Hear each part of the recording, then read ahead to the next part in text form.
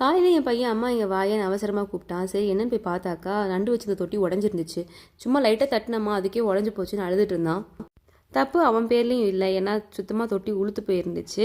அதுக்கப்புறம் தான் நோட் பண்ணேன் நண்டு எப்படி வலை தோண்டியிருக்கு அப்படின்னு சொல்லிட்டு. ரொம்ப ஸ்லாண்டிங்காக ஒரு லைன் மாதிரி போட்டிருக்கு. கீழே வந்து பெருசாக ஸ்பேஸ் வந்து விட்டுருந்துச்சு.